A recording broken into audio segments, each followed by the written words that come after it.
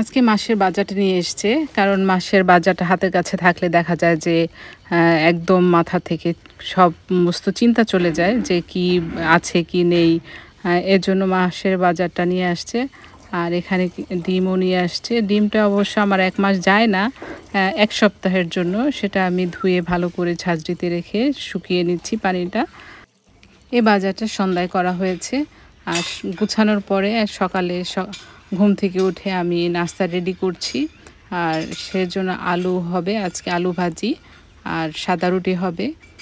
এই আলু ভাজি আর সাদা রুটির সাথে ডিম ভাজি মানে সকালে এটা করলে হয় কি যে সবারই সুবিধা হয়। সারাদিনটায় ক্লান্তি থাকে না। আর প্রত্যেকদিন অবশ্য একই নাস্তা হয় না।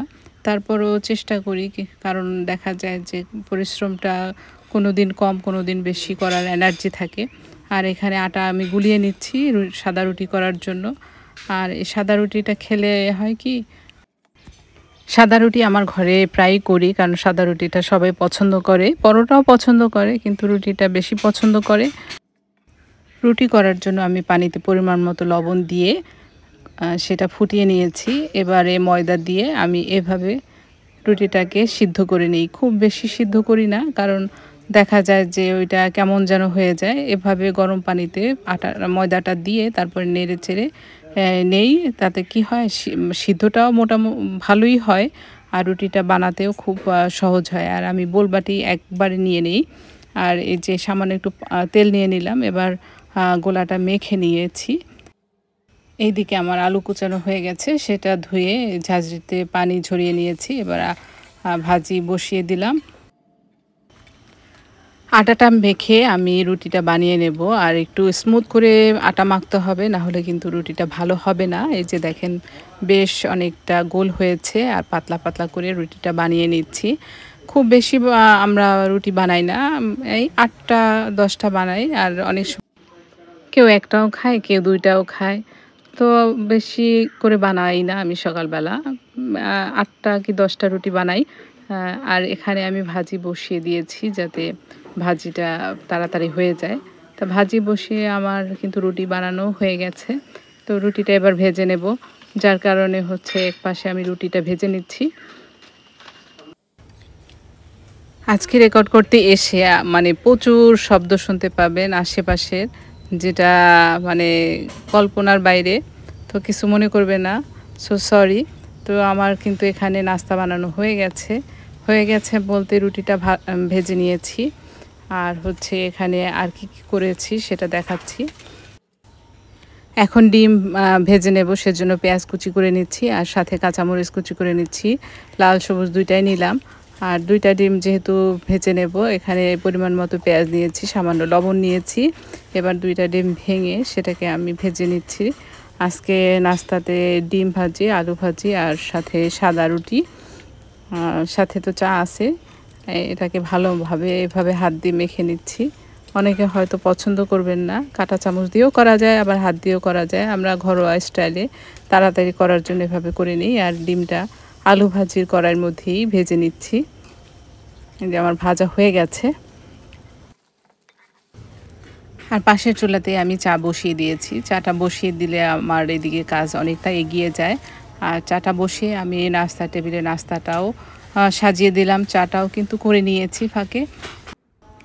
এইদিকে দুপুরে রান্নার জন্য আমি মাছের মাথা আগেই ভিজিয়ে রেখেছিলাম। সেটা লবণ পানি দিয়ে ভালো করে ধুয়ে নিচ্ছি। আজকে মাছের মাথা দিয়ে মুড়িঘণ্ট করব।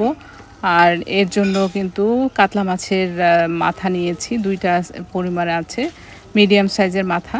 আর এটাকে ভালোভাবে পরিষ্কার করে ধুয়ে নিচ্ছি। আর এখানে আছে মাছের ডিম। এই ডিমের উপরে যে আবরণটা থাকে সেই আবরণটা তুলে ফেলে দিচ্ছি, কারণ এটা সিদ্ধ হতে চায় না, রাবারের মতো মনে হয়। আর এভাবে ভালো করে টেনে টেনে পরিষ্কার করে নিচ্ছি যতটা সম্ভব। আর পরিষ্কার করার পরে আমি ডিমটা কিভাবে কি করছি, কিভাবে মাছের ডিম দিয়ে আমি করলা ভাজি করব। আর এভাবে চটকিয়ে ডিমটা আমি বের করে নিচ্ছি। বাকি যে শক্ত আবরণ থাকে আবার একটা সুতার মতো আঁশের মতো থাকে, সেগুলি ফেলে দিচ্ছি। এবারে আমি এই ডিমটা দিয়ে করলা ভাজি করব। খুবই মজার লাগে। সামান্য একটু হলুদ দিচ্ছি এই ডিমে আর সামান্য একটু লবণ দেব, কারণ হচ্ছে এই মাছের ডিমটা কিন্তু চুলায় দেওয়ার সাথে সাথে শক্ত হয়ে যায়, সেদিকে খেয়াল রাখতে হবে।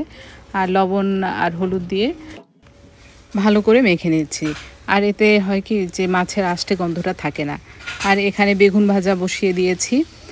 আর হচ্ছে আমি মুগের ডাল নিয়েছি এখানে 250 গ্রামের মতো, সেটা হালকা আছে ভেজে নিচ্ছি। আমার বেগুন ভাজিটা কিন্তু হয়ে গেছে। এখন ফ্রাই প্যানে সামান্য তেল নিয়ে সেই মাছের ডিমটা দিয়ে দিচ্ছি। আর দিয়ে সাথে সাথে নাড়া দিয়ে দিচ্ছি যাতে জমাট না বেঁধে যায় বা শক্ত না হয়ে যায়, যাতে ঝুরঝুরা টাইপের হয়। আর এটা হালকা ভেজে নিয়ে এর মধ্যে আমি পেঁয়াজ দিয়ে দিচ্ছি। পরিমাণ মতো করলা ভাজি করব, করলাটা দিয়ে দিচ্ছি। আর সামান্য হলুদ দিয়ে দিচ্ছি। আর স্বাদ বা পরিমাণ মতো লবণ দিয়ে দিচ্ছি। মাছের মাথাটাও অন্য চুলায় ভালো করে ভেজে নিচ্ছি। একটু ভালো করে ভেজে নিতে হবে যাতে মাছের আষ্টে গন্ধটা না থাকে। এভাবে সবগুলি মাছের মাথা ভেজে নিয়েছি। আর পরিমাণ মতো ওই মাছের মাথা ভাজার অবশিষ্ট তেলেই পরিমাণ মতো পেঁয়াজ কুচি দিয়ে, তেজপাতা, গরম মশলা দিয়ে ভালো করে মশলাটা ভেজে নিচ্ছি। আর এখানে কিন্তু আমি মুগের ডালটা আগেই ভেজে ধুয়ে নিয়েছি, মশলাটা ভালো করে কষিয়ে নিয়েছি। এর মধ্যে আদা রসুন পেস্ট দিয়েছি, জিরা দিয়েছি।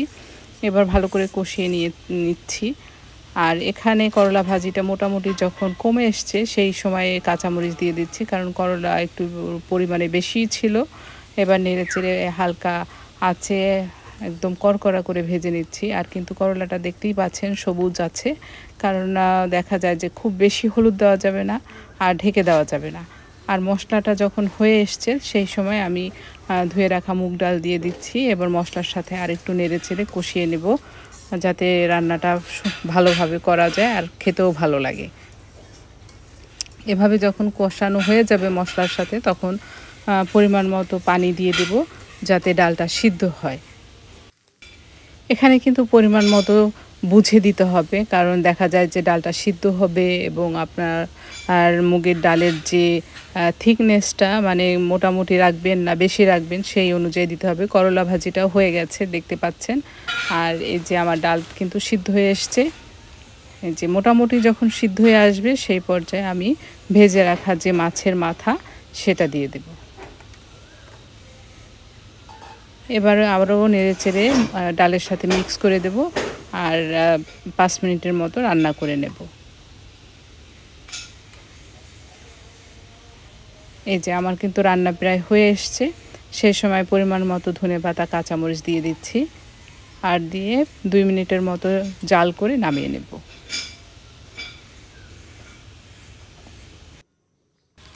এই যে মুগের ডালটা, এটা কিন্তু বরিশালে খুবই ফেভারিট, খুবই পছন্দের একটা ডাল রান্না করা। আর ওখানে রান্নাটা এত মজার হয় আমাদের দেশের। আর এই যে দেখাচ্ছি এখন কিন্তু রান্না বান্না শেষে সবারই ক্ষুধা লেগে গেছে। কালারটাও কত সুন্দর এসছে। অবশ্যই বাসায় ট্রাই করবেন আর আমাকে জানাবেন যে কেমন হয়েছে। সাথে বেগুন ভাজা আর আছে করলা ভাজি। আজকে খুব বেশি একটা করলাম না, আর লেবু তো আছেই। তো আজকের রান্নাটা আপনাদের কেমন লেগেছে, ভালো লেগেছে কিনা, আর ভিডিওগুলো কেমন হচ্ছে সেটাও জানাবেন। আমার ইউটিউব চ্যানেলটা সাবস্ক্রাইব না করে থাকলে অবশ্যই সাবস্ক্রাইব করবেন। ফেসবুক পেজটা ফলো না করলে ফলো করবেন। ভালো থাকবেন, সুস্থ থাকবেন। Thanks for watching.